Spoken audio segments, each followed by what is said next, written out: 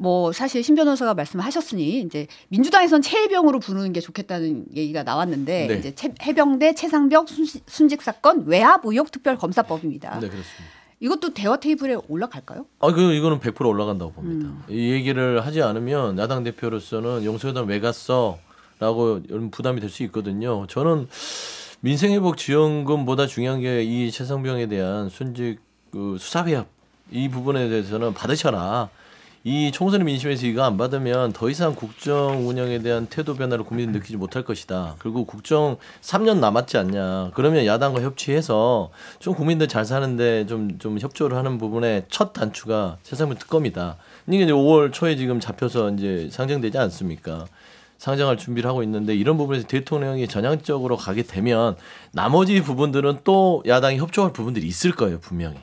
근데 이제 제 생각에는 제 개인적인 생각입니다. 윤석열 대통령 바뀔 분인가 싶어요.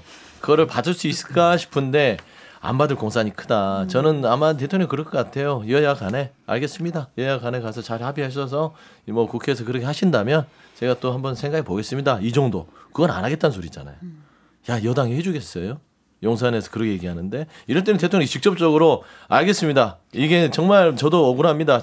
그 이정섭 전 고검장과 호조대상 한 거 제가 피의자 도피시킨 거 아닙니다. 제가 그거 털려고 이번에 받을 테니까 좋습니다. 그거 합시다. 이러게 된다면 모를까. 저는 좀 요원하다. 좀 그래 보여요. 일단은 대통령이 정치하는 대통령이 되겠다 이렇게 메시지 냈던 건 변화를 상징하는 거고 이게 이제 특검 이슈는 결국 국회 논의가 필요한 일이지만 총선을 치르면서 느꼈던 건 국민들이 보시기에는 의혹들이 켜켜이 쌓여 있는 거잖아요. 왜 그럴까?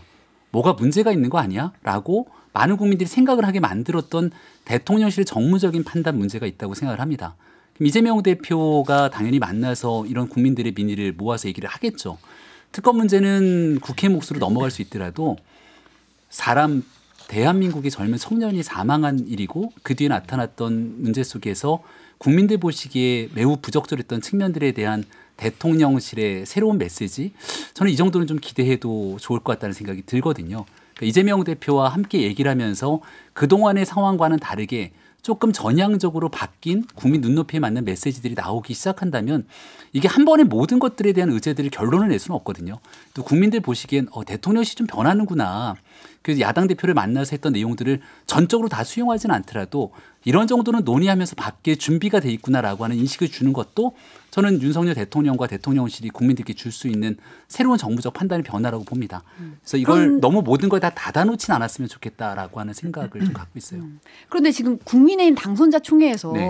지금 해병대 최상병 특검법 불가능 공유됐다는 보도가 나왔잖아요. 지금 뭐 당일각에서 수용해야 된다 요구도 김병민 전 최고도 지금 얘기를 하고 계신데 이거 이게 정무적 판단 미스라고 저는 생각하는 게 특검의 독소 조항이라든지 특검에 관련된 문제들의 부당한 면들을 아마 얘기하는 사람들도 있을 겁니다.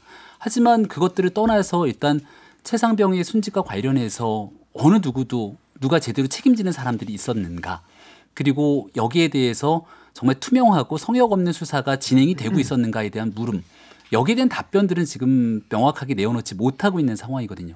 그러니까 이거를 풀어내지 않는 상태 속에서 야당이 제기하고 있는 특검을 무조건 반대하는 것처럼 비춰지게 되는 게 여당이나 대통령실에 도움이 되지 않는다 생각합니다. 선거 때 저는 약간 좀 민주당이 굉장히 좀 악재처럼 비춰졌던 것 중에 하나가 동작에 나왔던 후보였던 걸로 기억하는데 이 최수근 상병의 이름을 제대로 알지도 못한 상태에서 최상병 일병 뭐 이런 방식으로 글을 적으면서 한바탕 논란이 됐던 적이 있지 않습니까?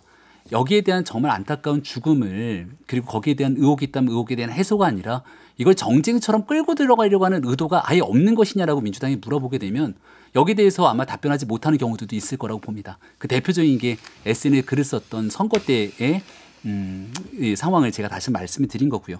그래서 이제 대통령실과 여당 입장에서는 국민들이 갖고 있는 그 정서적인 마음들을 어떻게든 해소하기 위한 노력들이 반드시 수반돼야만 그다음 특검에 대한 부당이든 아니든 법적인 문제로 넘어갈 수 있다.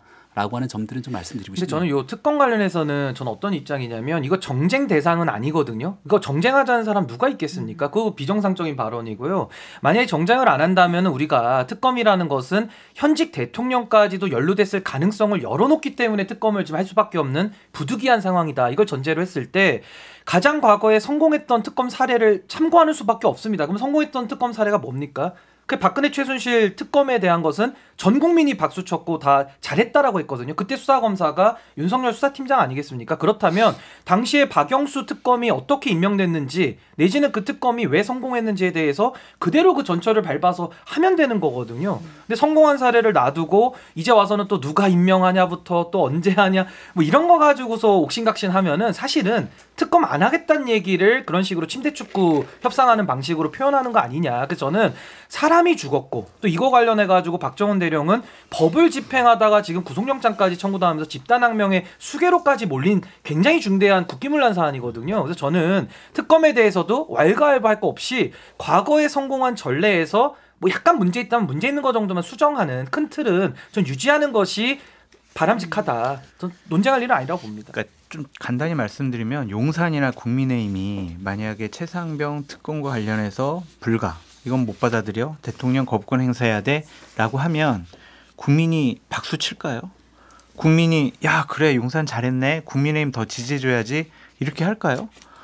총선 민심 나타났잖아요. 그것과 반대되는 방향으로 본인들이 당을 운영하고 용산에서 결정을 하게 된다면 점점 더 민심으로부터 멀어집니다. 그래서 이거는 정략적인 판단할 필요도 없어요. 간단한 문제예요. 그래서 제발 상식적인 국민의 눈높이에 맞는 결정을 하시기 바란다라고 말씀드립니다. 근데 사실 이제 최상병 특검 얘기가 나와서 지금 이번 주에 새로운 보도들이 굉장히 많이 나왔어요. 네.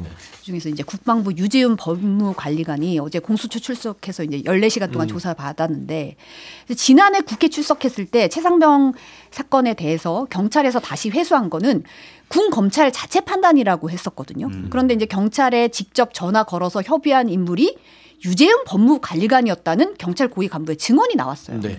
그리고 국방부가 최상병 사건 기록 대차자간 지난해 8월 2일이죠.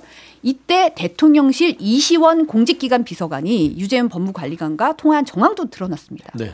이 보도 어떻게 보셨나요? 이게 이제 드러나는 거예요. 그동안 이 수사외압에 대한 대통령실의 관여를 꾹꾹 눌러놓고 박정훈 대령을 아예 그쪽 법정으로 해서 이 사람이 문제다라고 다 이 시선을 분산시켰던 게 공수처 수사를 통해서 하나둘씩 드러나는 것이죠. 가장 중요한 것들은 지금 그 법무관리관이 지금 조사받고 나서 국회에서 증언할 때는 그게 아니다 본인이 판단했다라는 위증 비슷한 걸 한 것이죠. 근데 거기에 더더욱 그 주목할 것들은 공직기강 비서관 이시원 전 검사죠. 네. 그분은 윤석열 대통령과 매우 가까운 사이이고요. 당시 임명될 때도 이분이 꼬리표가 있잖아요. 그 저 징계를 한번 받은 적이 있어요. 이제 유성 서울시 공무원 간첩 조작 사건 관련해서 그 관련된 부분에 있어서 징계를 받았는데 불구하고 공직기강 비서관을 하느냐 햄에도 불구하고 윤석열 대통령하고 친하니까 됐다. 그러면 결국에는 이건 추측이지만 이 첫 번째 과정들은 대통령실이 법무 그 감찰에 직접적 개입이 있었다는 것이고 여기서 더 나가서 이종섭 전 장관은 몰랐다는 거예요. 그러니까 이 경찰에서 이 문건을 회수해 올 때 이종섭 전 장관은 그걸 나중에 알았다는 겁니다. 그러면 지시를 안 했다는 거죠. 그러면 누가 지시를 했겠어요? 그건 이제 추측해 볼 만하지 않겠습니까? 그러니까 지금 실태라가 풀리기 때문에 이것만 보더라도 대통령실이 수사에 개입을 했고 수사에 외압이 있었다라는 것까지 지금 드러난 상황이기 때문에 저는 이런 정황을 봤을 때는 특검을 영수회담이 29일 날 오후 2시에 있을 때는 대통령은 피할 수 없는 외통수다. 여기에서 이거를 피하게 되면 본인이 이제 이 범죄 혐의자 도피의 오해를 받는다면 이제는 공수처의 수사 과정에 대해서의 이거를 어떤 회피하는 그러니까 그 수사 가이드라인을 주는 거예요. 못 받겠다는 것은 이거는 나는 강력하게 이 수사를 반대한다라는 거잖아요. 그러면 그런 부분들 외통수 걸려서 저는 지금 실타래가 풀리고 있다 그래 보고 있습니다. 근데 저는 이제 법률적으로 좀 설명드리면은 이 사안은 두 개로 나눠야 됩니다. 하나는 외압 부분이고 하나는 이제 기록 회수 부분이거든요.